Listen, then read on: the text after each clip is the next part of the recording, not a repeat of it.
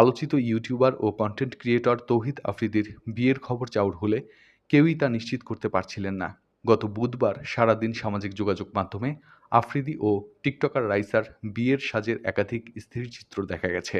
তবে দুজনের কেউই, এমনকি দুই পরিবারের কাউকে এ নিয়ে কথা বলতে শোনা যায়নি। গতকাল বৃহস্পতিবার আফ্রিদির ঘনিষ্ঠ এক বন্ধু জানান, আফ্রিদির কাবিন হয়ে গেছে, পারিবারিক আয়োজনে তা হয়েছে। নাম প্রকাশে অনিচ্ছুক তৌহিদ আফ্রিদির ওই বন্ধু বলেন, ওই বিয়ের খবরে আমি খুব খুশি হয়েছি। আমার সঙ্গে আফ্রিদির কথা হয়েছে।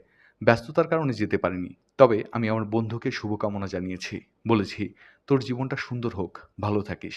কথায় কথায় তৌহিদ আফ্রিদির ওই বন্ধু জানান, এখন পারিবারিক আয়োজনে বিয়ের আনুষ্ঠানিকতা সেরে নিলেও সুবিধাজনক সময় দেখে বিবাহোত্তর সংবর্ধনা অনুষ্ঠানের আয়োজন করা হবে। কাবিনের অনুষ্ঠানে দুই পরিবারের ঘনিষ্ঠজনেরা উপস্থিত ছিলেন। কবে কাবিন হয়েছে সে বিষয়ে জানতে চাইলে আফ্রিদির